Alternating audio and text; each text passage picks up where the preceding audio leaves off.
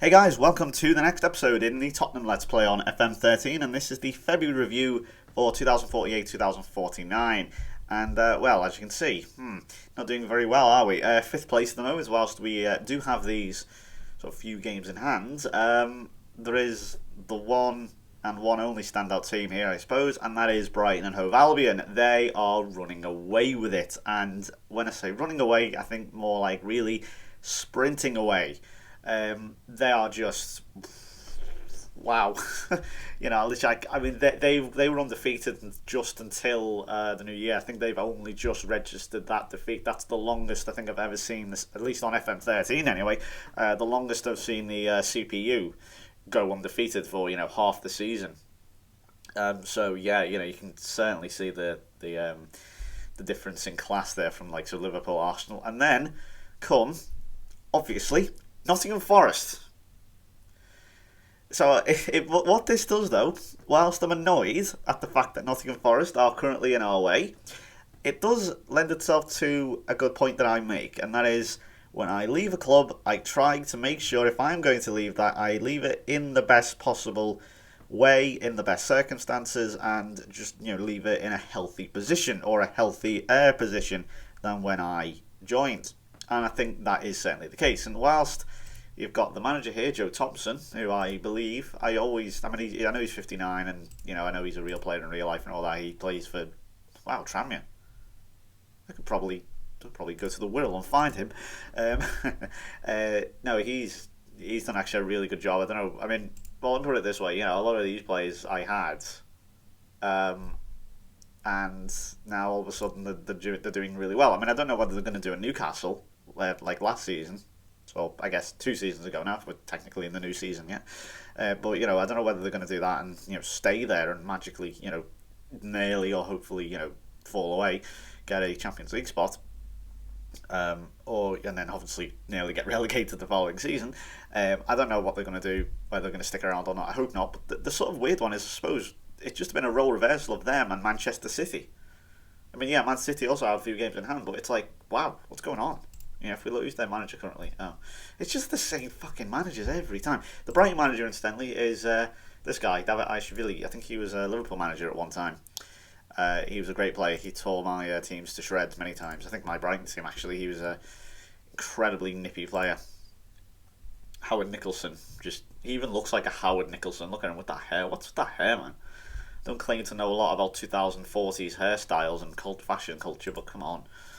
The Arsenal manager is Chris Sheenick. It's all the same people in it, really. United's manager is now Peter Patton, a former player, incidentally. The Chelsea manager is now David Astori, who is one of the top managers in the world. He's in the Hall of Fame, actually. We'll show you the Hall of Fame at the end of the entire thing. I know, honestly, you can download it now, honestly. If you don't want to spoil it, but you can download. The link is in the description. All you have to do is download it, go to my documents, go to Sports Interactive, go to FM13 and drop it in the games folder. If it's not there, make a games folder and just drop it in there and it will be available to you. Just drop it in there and so that if you want to know, obviously check it out. But if you don't, or if you do like being teased in a way, I'm going to save the whole check the record thing until the end, or at least give my own opinion on my own record or the Hall of Fame and so on. Which incidentally I am still not top of, if you're wondering. So yeah, that's so Story will probably win at some point the Premier League, because that's what he does. But enough about this. Let's go over our transfers then. Who have we brought in and gotten rid of? Well, I managed to raise nearly 11 million from some players. I will see. The only real players I managed to get rid of, really, I mean, a lot of them were not very good or just loan players. Again, just cutting the fat basically. So we'll go over the players I brought in. Now, actually, the only major one is I've sold Carl Henderson, who was a good player, could play for England possibly in the future, but he at the moment is I don't know. Maybe I might regret letting him go, but he's gone to Forest. I couldn't find a spot for him in the team. First one I brought in is a guy called Cyril Dennis, 5-star potential according to Michael Duckworth. This next one was a player who, of course, scored against me last season, Sezin Idogan. Good player, 3-star potential, striker, can also play as a winger. I actually initially bought him as a winger, but obviously he can play up front as well, so that's an added bonus. He's got a worldwide reputation, all that. He's getting on a bit now, but I thought for a player of how good he is, for a free transfer, why not? This is Pablo, and he currently plays for Man United. Yep, I sold them on straight away. One of the worst signings I've ever made, and I mean worst. Terrible player. Look at the average rating. He played 5 games, 2 in the cup, 1 in Europe. Sorry, 2 in Europe, 2 in the cup, and 1 in the league. Average rating there 6. Terrible debut. Terrible rating over 2 games. Not that great really. He committed many fouls. That's 13 fouls, and he also in 2 European games had an average rating of 6.3. I know that's maybe being a bit unfair, but honestly, he obviously you can't just go on the average rating. But let me tell you now, when you have a gut feeling about someone who he's not really that great, yeah, he wasn't good. All right, just put it that way. Next one is another youngster called Ryan Leclerc, 5-star potential again. Then we brought in a goalkeeper here. This is interesting. Just an older goalkeeper, 36, just to let some of my younger goalkeepers. I've got a 5-star goalkeeper at the moment called Freddie Clark, who looks to be quite good. But obviously he's too young. Well, the 5-star potential goalkeeper, I mean. Now, unfortunately, because this is FMC, I can't do any tutoring. I would advise that, certainly. If you do have a young goalkeeper, with a lot of potential, just bring in one of these keepers. The 36-year-old, he's not getting that many games. He's clearly not going to be first choice. Just have him, 1, as a backup, 2, to tutor him. Now, I can't show you how to tutor since I'm on FMC, but, to go to Google, I mean, that is one thing. If you are going to look for something or ask something in the comments, honestly, and I don't mean this in a horrible way, I mean this to actually benefit you because it will be quicker, Google it first. If you're going to ask a question, obviously, that Google can't answer, ask Google. So, yeah, just saying. Next one I brought in was just to bolster up that midfield a bit was Alan Dalglish. And as you can see, yeah, straight away, moaning motherfucker. Next one was Pierre-Louis Petit, which is a wonderfully French name, left-sided midfielder, and he has 4-star potential. Let's have a look. What is he currently? He's 2.5. Still growing though. £6.5 million. Thought he was worth a shot. And lastly, I didn't really mean to buy this guy in the end, but he's just so good. I couldn't resist. £30 million. I know, but he is very, very good. And I probably didn't need to buy Dalglish. I probably would have recuperated that $2 million and probably just put it more back into this Allsop transfer. But basically, what I saw was I'd scouted this guy and thought, oh, he looks good. But then it said West Brom are unlikely to sell the player. And generally, when you get that message from your scout or your assistant manager, it usually means you're going to have to pay the earth, and again, twice over. So, there's no point in going for a player like that. But one thing that did pop up then about a minute later was in the little news column, or in the little loading news column that you see when you click continue, was come and get me play from Allsop to Job. So I thought, okay. And I think his value at the time was something like, let's see, I don't know what it was, 14 million, something like that at West Brom. And I thought, okay, I'll double it. And they then said, okay, we want 35 million, so I pushed it down to 30, and they accept, oh, we just push it down, just be cheeky and push it down, because they will accept it if it's there or thereabout at the same value. But he's January, you're not going to see too much of him. So let's go over the fixtures for this season. Just ignore this one, by the way. I got beat to New England. I played a load of youngsters. There's Freddie Clark, as you can see. Look at this guy. He was 5-star, and he still is 5-star, so yeah, he looks good. And I think that's blonde hair. That's sort of like strawberry. I can never say strawberry blonde hair, or some sort of browny blonde type hair. It might be grey. I don't know. I can't tell. Hopefully, I'm not going colourblind or something. That's quite weird hair look. But yeah, as you can see, this was a load of youngsters. Probably names you don't even recognise. This is another good one. He looks quite good. Warren Richards, or at least he did look good. He's gone down a bit now. He was 4-star at one point, but he's gone down. Don't know why. And also there's a few other here, but I'm not going to go over these because you're not going to see them for a few more years. We played Arsenal, typically, in the Community Shield, and we beat them 2-0. I did instant sim this one because I hate the Community Shield. I think it's a waste of time, personally, and the only good thing, they're only ever good when you're in them. I mean, they're a lot better in real life. I mean, on this, it's just a waste of time, in my opinion, because I stress a lot on the fitness, and generally by the end of pre-season, they're all match fit and ready to go. I don't need some over the top rubbish ceremonial crap like the Community Shield to cement how good this team is. Even then, it doesn't matter. And also, one thing, the problem with the Community Shield is as well, the game takes that as a major trophy, so you could probably win something like, you could win the Community Shield, say the Club World Championship and the League Cup, and it'll go, magnificent treble! Like, no, not at all. That was not a magnificent treble. Next game, first game of the season against Huddersfield at Perryman, and Camera and Pilyavsky scored 2 goals. Idogan didn't have the best debut, but and also Darren Grimes got himself sent off, which was a bit daft, so slightly annoying. We also got a new player. I've decided to bring in 1 or 2 new players. He also wants first team football, which is a bit annoying, but he looks quite good. It's a guy called Richard Darlington. Does look quite nice. Next game was against West Brom at the Hawthorns, and it was a great game actually, 3-3. Really good game. We've also got a guy here called Aidan Sinclair, another one who, let's see, he's going to be moving club. He's going to be going to, where's he going? Oh, he's leaving on a free transfer. Oh, he's doing the Bosman thing. Jovial, you don't see that too often. What does jovial mean? I'm going to Google that. Be right back. I'm going to Google that. Okay, apparently it means cheerful and friendly. That is one cheerful and friendly face, if you don't mind me saying. Yes, and he was very friendly to me, that prick. Right, yeah, but anyway, he actually, that was his debut as well. Actually, I want to show you his goals. It's a really good goal, well taken, especially for a young lad. Not that young, but still debut. Backs up against the wall a bit. We were two with what was it? It was 3-2 at this point, but a lovely. I guess you could say that was a volley from Sinclair, and got us a point. Fortunately, lost the Super Cup. Played see, there's Pablo, terrible. Also played Carlos. Wilson scored. Played Henderson, Canavan, very hit and miss. Just played a load of I just picked a team, and again, instant result of this one because I hate these stupid little ceremonial cup competitions. They're rubbish. But unfortunately, we lost to this one. Charlton, can't believe that one either. Mikowski and Dane Bailey scored, but that was not enough. Camera basically got injured as soon as he came on. Then this is our Champions League group here.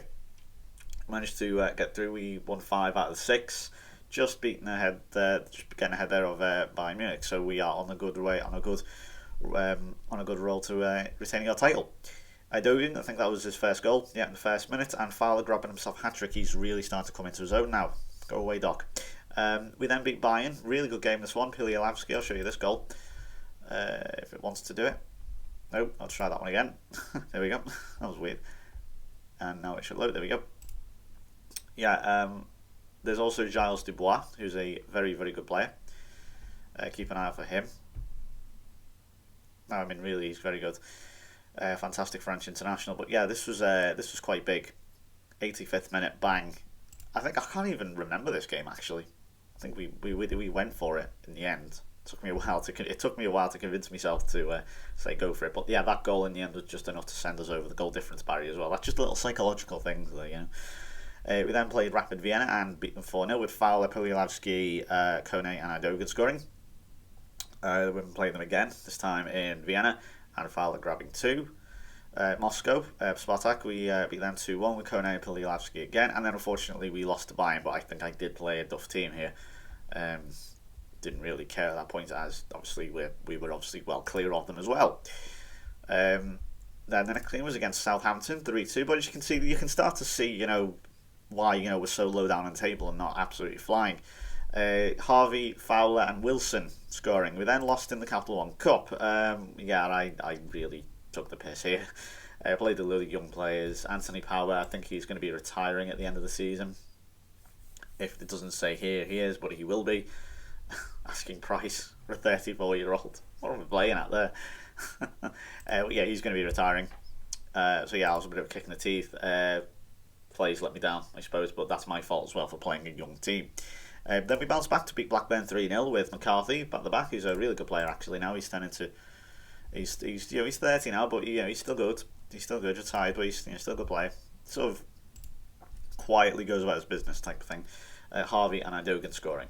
Also got Vladimir Staniek here, who's bizarrely he's a left back, but he can also play sort of as an attacking left mid, which is very rare because you don't see that too often. He's also going to PSG next season because again I couldn't give him first team football again. That's one thing I'm doing, and I'm inflating the squad, and I don't mean to. It's just you get carried away when you get all this money. You sort of just get carried away. It's like, oh yeah, I'll buy you, and I'll buy you, and I'll buy you, and then you think, oh shit, before it's too late. Then we played Cardiff at Cardiff City Stadium, and Fowler scored, but we lost. Simple as that, really. 2-0 against Wigan, Harvey and Fowler scoring, so that was a nice bounce back again, and then 0-0 against Crewe. So you can see us now, as soon as we start to build a bit of momentum, it falls away. Kone got injured and booked, and that really is nothing else to say on that one. It was a terrible game, that one. Really rubbish. And again, we start to build momentum here. 3-0 against Newcastle with Harvey, Fowler and Staniak scoring. 2-0 against Vienna, and then 2-1 against Villa. Fowler and Pilialavsky off the bench. I'll show you this one, since this was quite dramatic if I recall. Yep, 82nd minute, we were 1-0 down, and then we managed to turn it round. Just about. Idogan again, probably should be doing better. As you can see, I thought it was going to be one of those games because they only had the 2 shots, and I thought, the game's not giving me this one, is it? But yeah, I don't know what the defenders are doing. The sort of the goal lab here, the way he sort of turned, I'm not really going to blame the defenders too much because that was actually a nice little turn, I suppose. But yeah, really not quite disappointed to concede the goal like that, but a lovely ball, and Fowler takes that in, and he really is now starting to repay some of that £40 million. Well, nearly, more like 50 really, I spent on him. I think it's like 48 million, but very nice running there from Pilialavsky, and yeah, lovely goal. I remember watching that, I thought, it's just the way that they cut the line there, it was so well done. And then Man City, decent point at Man City Stadium, and Calvez scoring. Yeah, I was reasonably happy with this, well, actually no, I wasn't actually. I was reasonably happy at the time, and then I remembered where City's position is. If you look where they are, they're 11th, and they're not doing very well. They've been in the bottom half pretty much all season. If we just go through the past positions here, you get an idea of how we've done. Very up and down. Obviously, we started to climb up here. I thought I was going to get sacked at one point. If you look at City, compare them, look at that. Oh dear. I mean, since we started, getting out of the bottom half, they sort of falling into the bottom half. So yeah, don't know what happened there. Next game was a 0-0 against Ipswich, who are actually growing now. They're not actually a terrible team, as you might expect them to be, with all respect to Ipswich. And naturally, you'd see them come up from the Championship and they're a bit of their relegation fodder, but no, they're actually doing a little bit better than you think. See, they're not going to get relegated. You'd be disappointed if you were Ipswich fan and got relegated from that position. Then we played Millwall at the Den. Pilialavsky scoring twice with Kone also chipping in. 2-2 against Brighton. So, we managed to get a point against the undefeated Seagulls. I was quite happy with this. Idogan scored on an own goal. I'll show you these goals. Pilialavsky had a bit of an off day. And there's a former player of mine, actually, Jan Roykel. I think he was at Liverpool, yeah. Brought him in at Liverpool. They managed to then sell him on and make a very handy profit to Brighton. Which, it does seem to be the order of the day at the moment on this game. They do seem to like to sell on players and make handy amounts of money. But there's this guy. I desperately wanted this guy, and I could have got him on a free transfer. Unfortunately, he chose Brighton over us, and he is the reason, I can tell you for a fact, the reason why Brighton are doing so well. He has 35 goals in 36 games.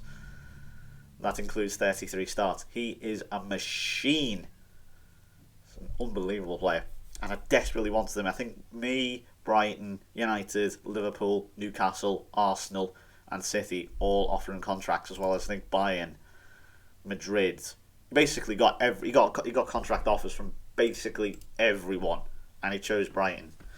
And he's pushing them towards the title at the moment. You'd have to say, if they lose it from that position, you will be bitterly disappointed.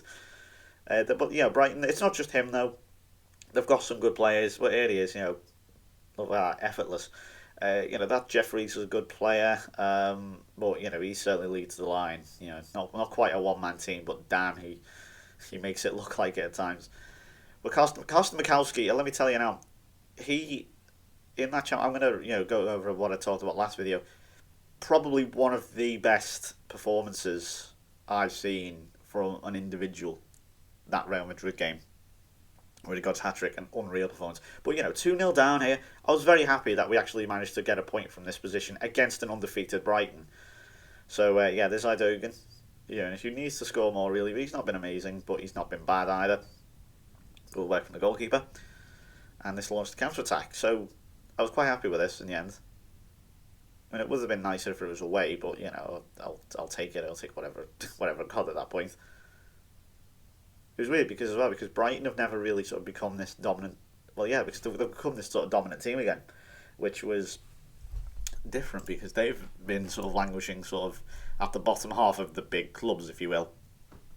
And to see them back up there again, it was quite good, because I got them there in the first place. All those 30 years ago, or whatever it was now. I got sort of the back end of the tens, and ever since then they've basically been in and around the top 6, 7, 8. Now they're back on top again, so there is part of me which is kind of happy about that. But at the same time, it's like, why are you denying me the title? We then managed to beat Man United 2-1 with Camera and Fowler scoring, and then we got our asses handed to us by Chelsea. Kone got sent off. I think this was quite early on. Played Darren Grimes, who's way too young and still doesn't have quite the... Yeah, oh no, it wasn't, yeah. They were just better than us. I'll just accept that one. They were just better than us. Stanyeka played up front, sort of 4 more forward. He wasn't very good. We just got outclassed. We just had a bad day, and they were just better than us. Simple as that. Then we obviously, that was not the best time to set us up for a Club World Championship, but nevertheless we marched into, I think, where is it, in Korea. It's weird because it's sort of, there's a new host every year, every 2 years or 3 years. It's weird, like, get the maddest countries hosting it as well. I know the idea of Egypt hosting a World Cup's a bit mental, and the next one's going to be in Canada, incidentally, if you're wondering. I'm not going to be doing one for that. We'll keep your eyes peeled soon. But we managed to actually score. Petit scored, since he hasn't played too much. Also played Connor Bibby, who's a young player, 4.5 star potential from the youth academy. And what else? Idogan scored. This was actually a really good game. I was not expecting Toronto, of all teams, Toronto FC, to score here. They did quite well. Never mind score 2. Graham Cable's another one I also played here. He was a youngster. I think he's got like 4-star potential, that guy. But yeah, I decided to play a few younger players, give them an opportunity, and then in 13 minutes they managed to take the lead with a terrible, terrible font. And now I can't read that either. It's not just you, don't worry. I couldn't read it. It's a terrible colour to go on red. I think it's like a sort of golden. It's like a golden black in a way. But yeah, this was disappointing. But we managed to pull it back in the end. Just nice work from Lloyd and Idogan there, and that finished them off. Really, it didn't finish them off because they got another goal, which is going to be coming in a second. Or I think we take the lead actually. I think that sort of knocked the stuffing out of them a bit because once we got that goal, that was going to be it, or at least I thought. Because they really gave us a good game in the end. I mean, they're playing Clark here, as you can see, that 19-year-old with good potential, very good potential actually. You can see him being England's number 1 in the future, possibly, or should be. But Idogan there you go. It was only a matter of time in the end, wasn't it, before we managed to take the lead. Once that first one in, that was it. Yeah, gave Pablo another go, and I thought if he can't perform here against a bunch of fucking, let's be honest here, players from the MLS, for God's sake, you're struggling. So, and he was match fit, and before you complain, he was match fit and everything like that goes with it. So don't say he wasn't match fit, or I didn't give him a chance, because I did. And yeah, that nice finish from Marquez here. Yeah, I think it was Grimes or someone who messed up. So yeah, not very good, I think you'll admit. I think you'll agree. But this is the last goal here, 84th minute. This was 2-2, and this thing killed them really. Coming up in a second, here's Petit. I think it was Petit with the goal. It's going to be coming. Takes it on well, and bang, there you go. Lovely goal, 3-2. Pushed us through to the final, which we then won against Corinthians. So it's another trophy. Wilson and Kone with the goals. I'll show you this. They actually took the lead again, which is disappointing. Golilavsky had another off day. With an average with a rating of 6 there, but really apart from that goal, they really did not offer much else. I mean, they had a pretty decent start, I suppose, but other than that, there was not much else for them.